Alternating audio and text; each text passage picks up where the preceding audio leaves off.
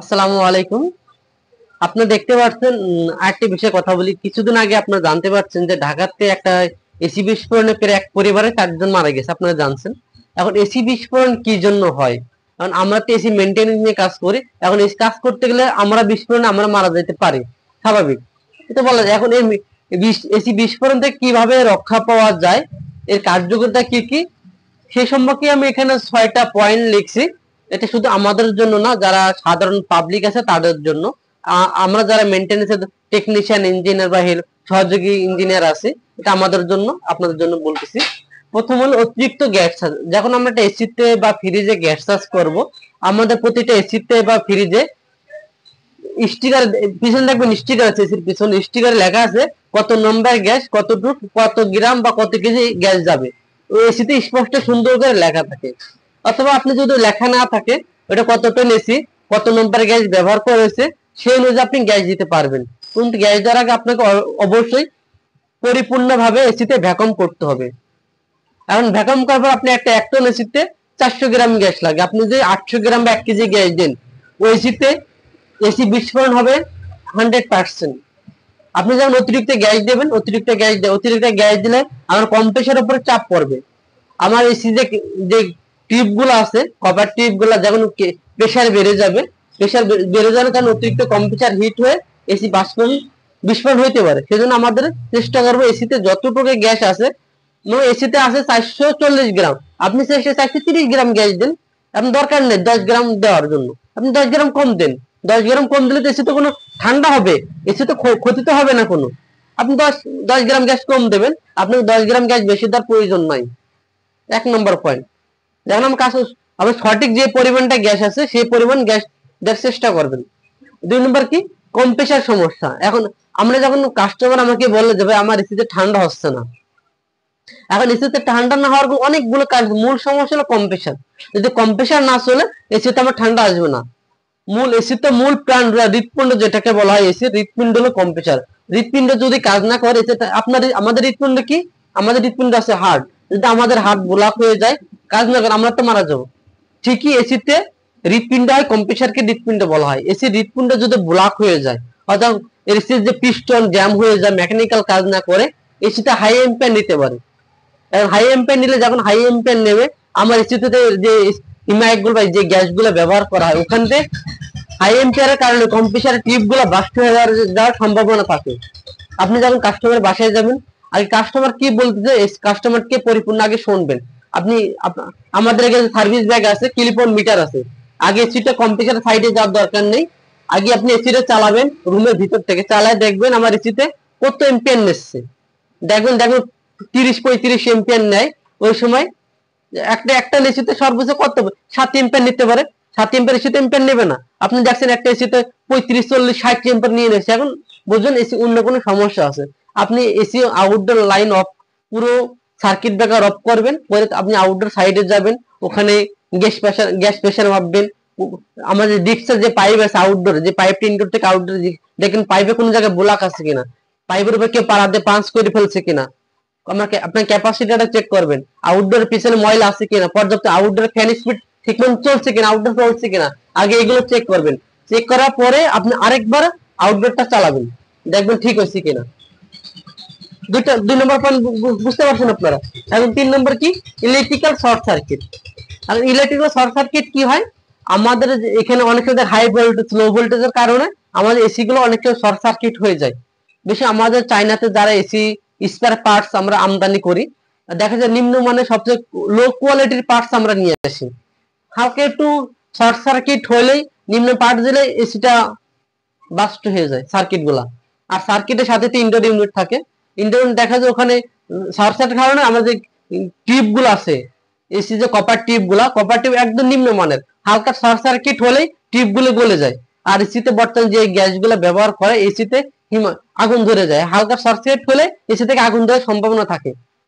এদিকে একটা লক্ষ্য রাখতে হবে, ইলেকট্রিক শর্ট সার্কিট আমার এসিতে দেওয়া আছে, আমার এক টন এসিতে সর্বোচ্চ 7 এম্পিয়ার নেয়। আপনি যদি এখানে 40 এম্পিয়ার একটা সার্কিট ব্রেকার দেন, এসি যদি পুরো আগুন ধরে যায়, সার্কিট ব্রেকার পড়বে না। চেষ্টা করবেন দেখুন এসিতে কত টনের আপনি এসি ইনস্টলেশন করছেন, তার উপরে ডিপেন্ড করে আপনি সার্কিট ব্রেকার বসাবেন। আপনি এসে আমার যদি ওখানে দরকার 20 এম্পিয়ার সার্কিট ব্রেকার, আপনি যে 66 এম্পিয়ার সার্কিট ব্রেকার দেন, এসি সার্কিট ব্রেকার কোনোদিন পড়বে না। চেষ্টা করবেন সার্কিট ব্রেকার যেন যত কম দেওয়া যায়, এসির টন অনুযায়ী, ক্যাপাসিটি অনুযায়ী সার্কিট ব্রেকার দেওয়ার চেষ্টা করবেন একটা। আর অপর্যাপ্ত মেইনটেনেন্স, এখন মেইনটেনেন্স কি, দেখেন আমাদের কাস্টমার যারা আছে এসি কিনে ওনাদের শেষ, এসি যে প্রতি বছর দুইবার করে সার্ভিসিং করতে হয়, ইনডোর আউটডোর মেশিন দিয়ে ভালো করে, এটা আমরা মেইনটেনেন্স গুলো করি না। এই মেইনটেনেন্স করার অভাবেই আমাদের এসি গুলো এসি বিস্ফোরণ বেশি হয়। জাস্ট আপনি এসি কিনছেন, 2 বছরের ভিতরে 1 বছরের কোনো মেইনটেনেন্স করে নাই, সার্ভিসই করে নাই, এসির আউটডোর এত পরিমাণ ময়লা হয়েছে যে এসি হাই এমপিএনে কম্প্রেসার বন্ধ হয়ে যাচ্ছে, তা কাস্টমার মেইনটেনেন্স করে না। যখন আউটডোর পর্যাপ্ত পরিমাণ ময়লা হবে, বাতাসটা বেরোতে না পারবে, তখন কম্প্রেসার কলম বিস্ফোরণের সম্ভাবনা থাকে হাই এমপিএন নিয়ে। আরেকটা বিষয়, আপনি যখন এসিতে ফিটিং করবেন, আউটডোরটা যেখানে লাগাবেন সেখানে আউটডোরের সামনে কমপক্ষে যেন 3 ফিট জায়গা থাকে, কমপক্ষে 3 ফিট আউটডোরের সামনে জায়গা থাকতে হবে। আউটডোর বাতাস যদি বেরোতে না পারে পর্যাপ্ত পরিমাণে, তাহলে আউটডোর বিস্ফোরণ হওয়ার সম্ভাবনা থাকে। রিটার্ন পার্ট দেখা, আপনি এখানে এসিটা বসে দিন, তার সামনে দেওয়াল 1.5 ফিট পরে বাতাস সঙ্গে আবার এখন আউটডোর ব্যাক আসবে না। চেষ্টা করে সর্বনিম্ন 3 ফিট জায়গা রাখতে হবে আউটডোরের সামনে।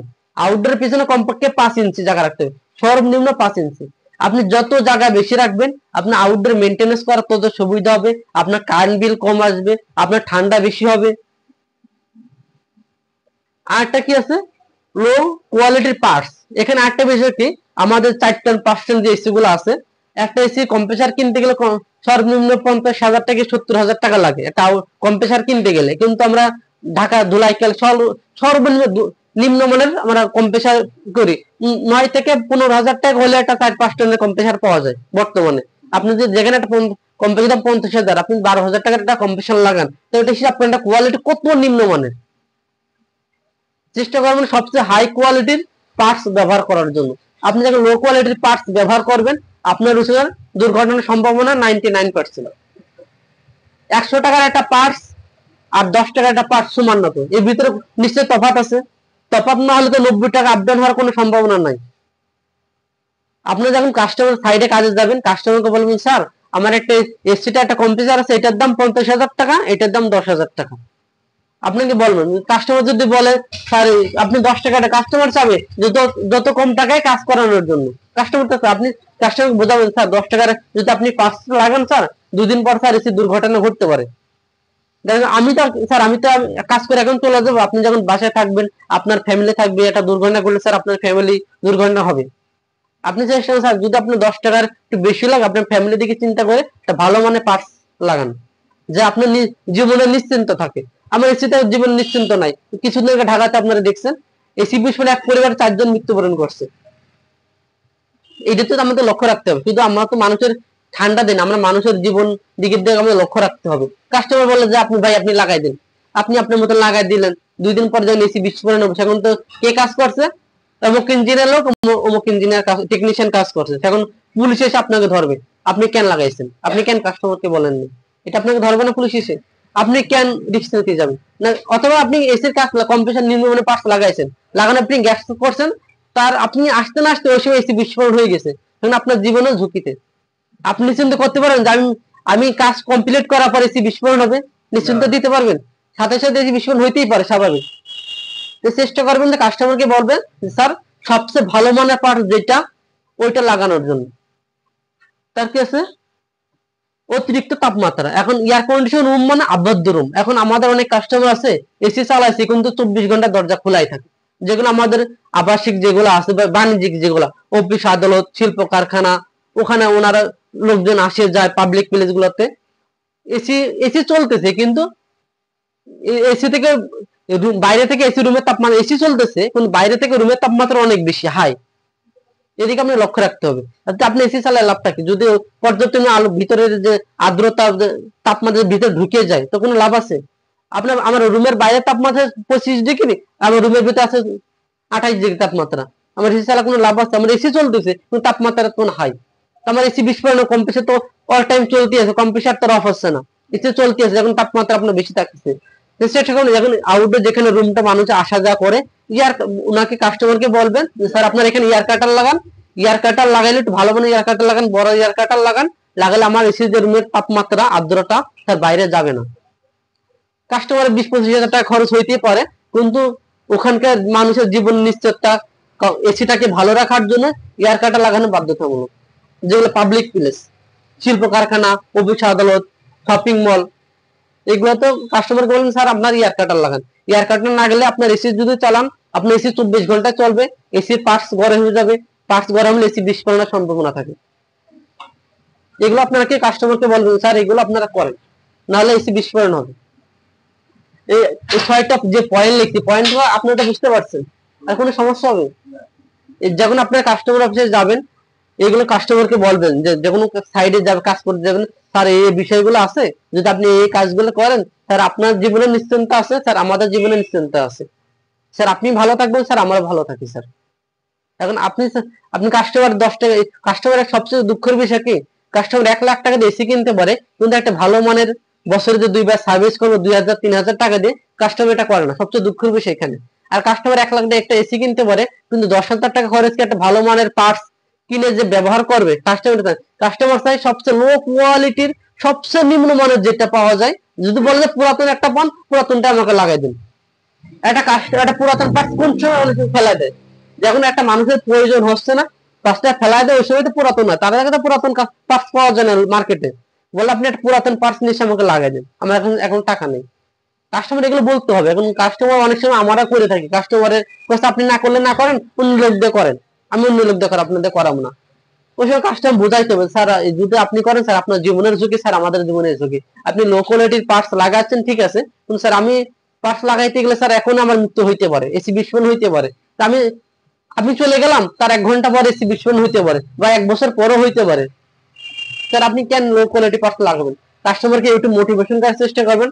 আমার যারা ইঞ্জিনিয়ার আছি বা আমরা টেকনিক্যাল লাইনে কাজ করি, আমাদের অনেক মেধা, মেধা না হলে আমরা টেকনিক্যাল লাইনে আসতে পারতাম না। আমাদের মেধা আছে বলে আমরা টেকনিক্যাল লাইনে টেকনিক্যাল কাজগুলো আমরা করতে পারি।